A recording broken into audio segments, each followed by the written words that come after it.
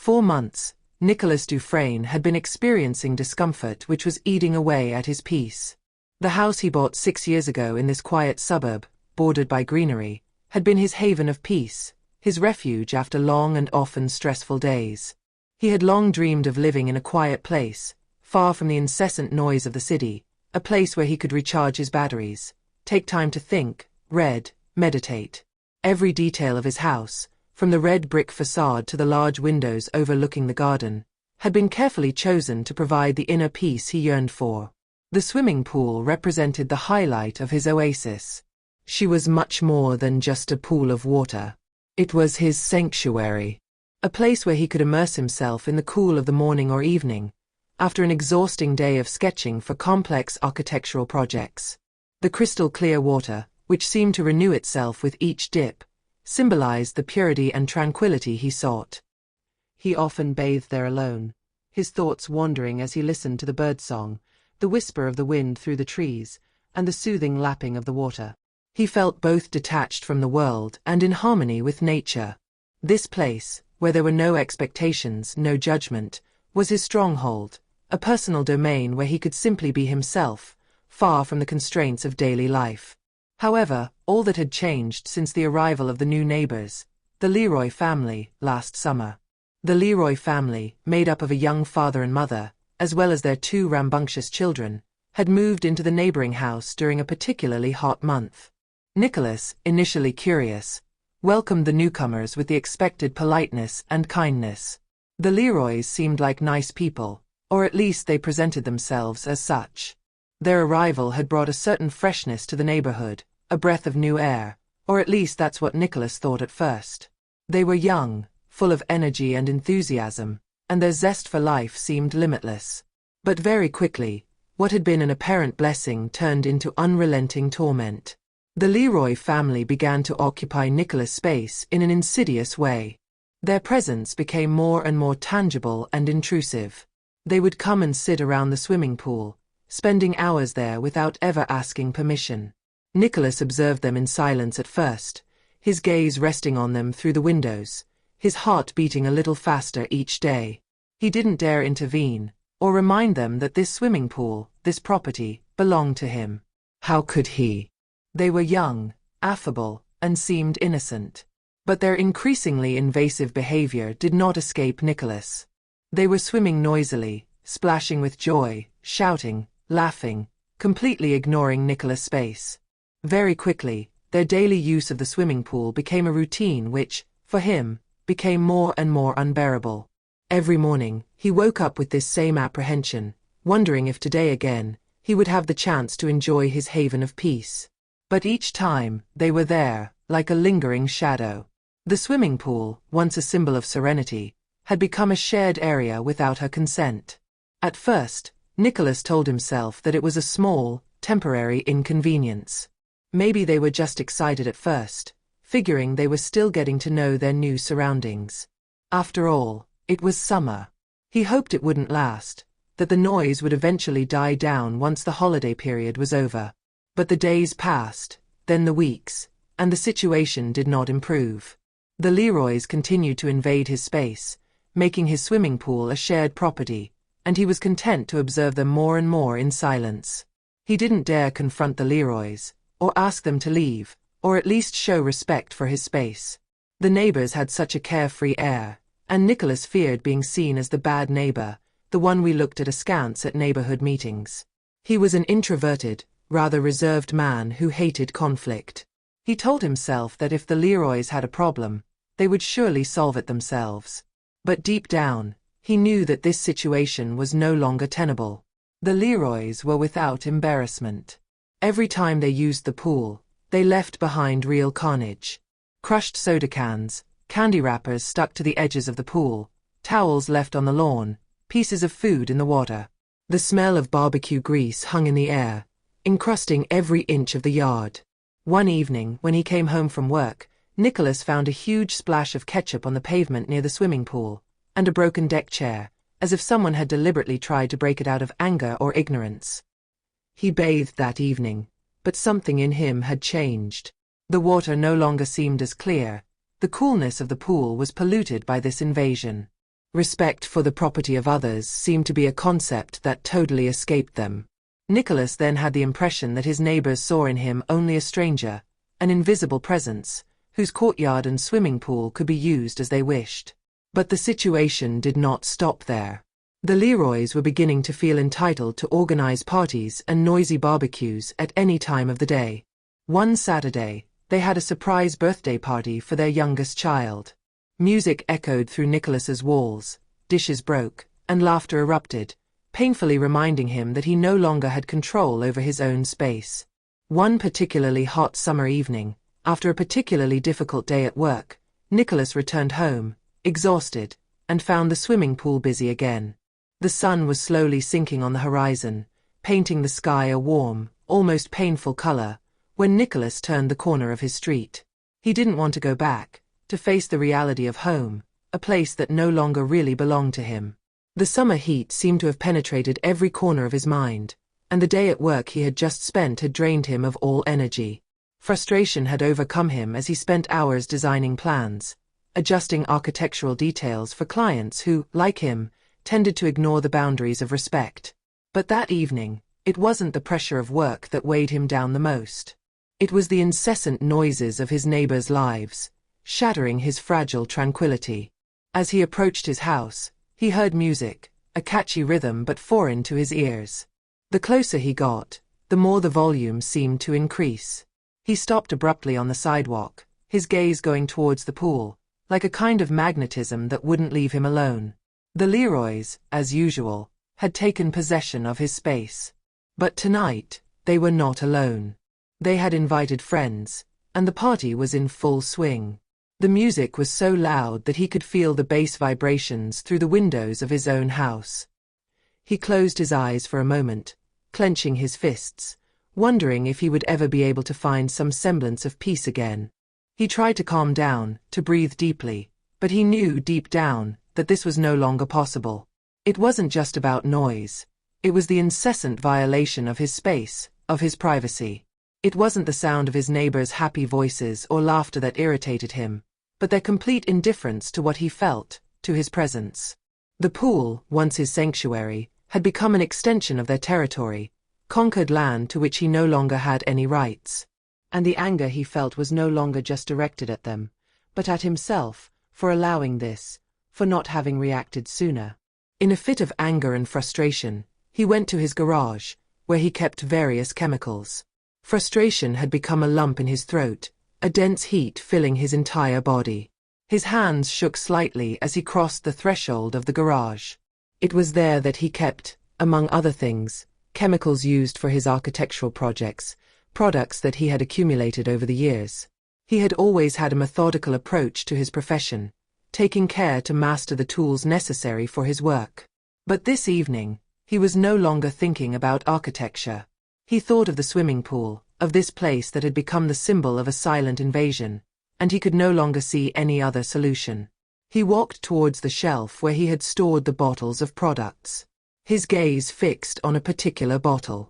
It was a product he had used in the past for water treatment, a chemical compound he knew could quickly destabilize the balance of the pool. The water would become cloudy, almost opaque, with a nauseating odor that would make swimming impossible. He knew that this poison was not fatal, but enough to ruin the Leroy's experiment. A sweet, but effective revenge. He'd had similar thoughts months ago, but he'd always brushed them aside, reminding himself that it wasn't his style to respond to violence with violence. But that evening, everything was different. He was no longer this calm and thoughtful man. He had become a sort of distraught spectator in his own life, a man whose frustration had transformed him into an actor in a scene he never wanted to play. He realized that he was going to cross a line, a boundary that he never imagined crossing. But he couldn't stop. He stood in front of the swimming pool, the bottle in his hands. The sounds of the party grew distant as he stood in front of the water, the bottle between his fingers. The idea of destroying the Leroy's swimming pool, of making it unusable, now seemed obvious to him. It was not simple revenge. It was more than that. It was a way for him to recover something he thought he had lost, his territory, its tranquility, the peace he had once known here, in his garden. His movements were slow, almost solemn, as if he were preparing to commit an irreversible act. He slowly emptied the bottle into the water, a strange feeling of relief filling his mind. The water, once clear and inviting, was now becoming murky. A deep turmoil, a metaphor for the confusion he felt inside. But this disorder, at this precise moment, seemed strangely liberating to him. The next day, Nicholas observed his neighbors like a silent spectator. The next morning, as the heat of the day rose, Nicholas stood behind the curtains of his living room. He was in no hurry. He was waiting. He didn't want to be there, in the heart of the action. No, he preferred to retreat into the shadows and watch, like a detached observer of what was about to happen. He knew the pool would be unusable for the Leroys. He had no intention of intervening. He was simply waiting for them to realize what had been done. He expected chaos. He waited to see their decomposed faces, their hands flailing in the water in vain, their incomprehension at what they were about to discover. This moment arrived in the afternoon. He was right. In a few hours, the Leroys had arrived, happy and noisy, as usual. They rushed to the pool, their children running in front, their friends behind. But when they dove into the water, it was a shock. They came out almost immediately, struggling for fresh air, their faces contorted with disgust.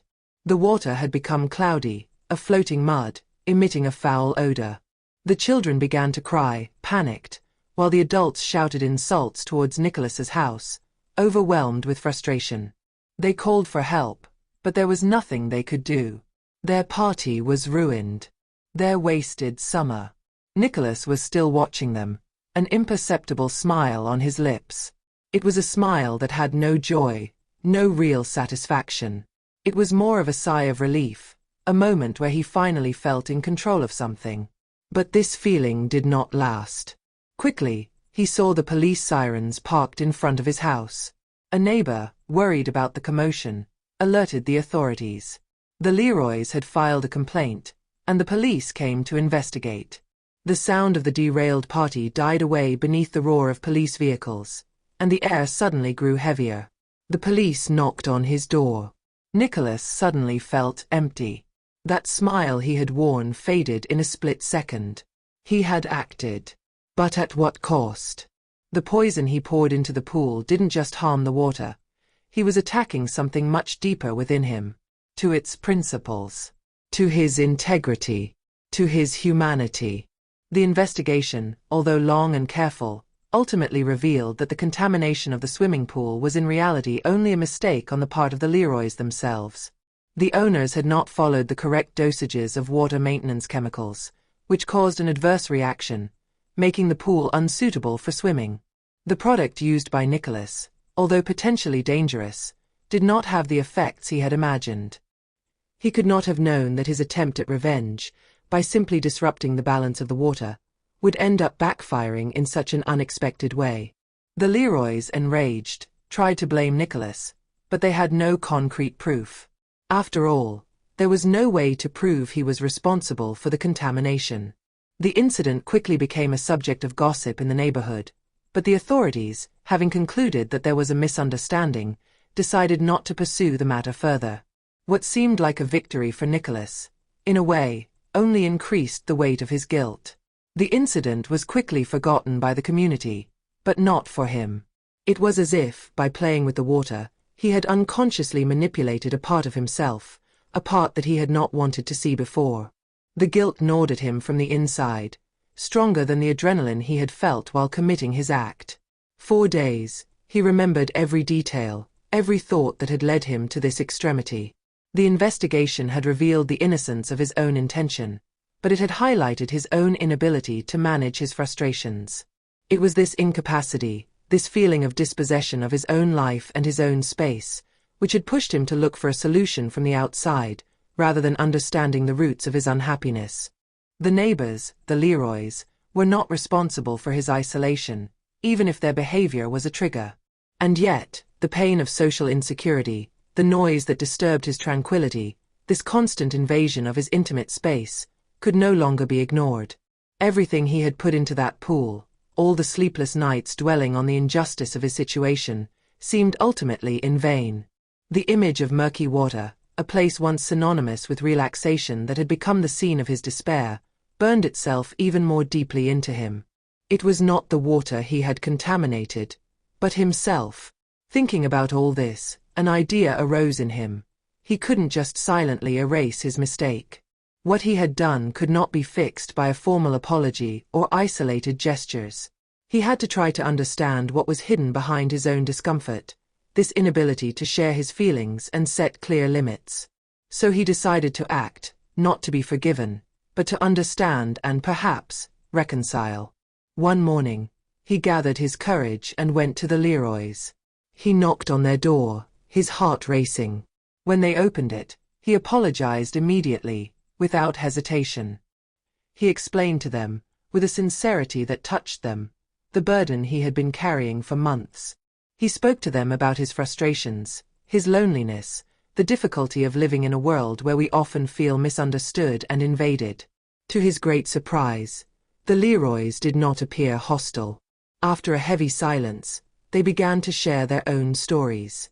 Like him, they sometimes had difficulty expressing their own needs and frustrations. Their loud voices, their loud music, were only a form of resistance to their own feeling of being invisible, an awkward response to a world that seemed to ignore them. There was no immediate reconciliation, but a first step towards mutual understanding. It was the beginning of a slow, almost imperceptible change. The days passed, and their exchanges became more frequent. They began to meet regularly around the swimming pool, which, despite everything, remained the meeting point for their discussions. Over the months, compromises were found. Nicholas even offered one day to share a barbecue with the Leroys, and this time, he did it with a lightness that he had not felt for a long time. They laughed together, talked about everything and nothing, like neighbors who had learned to understand each other. The swimming pool, once a symbol of his desire for revenge and solitude, became a space where the threads of peaceful coexistence were gradually woven. It was no longer a simple possession, but a place of reconciliation. Nicholas had learned that true victory does not lie in controlling space, but in the ability to transform conflicting relationships into something more constructive, more human. He realized one day that what he had lost was not the pool, but his own ability to connect with others authentically. And as he lay by the water one sunny afternoon, with the Leroys just steps away, he understood that sometimes peace begins with a simple act of vulnerability.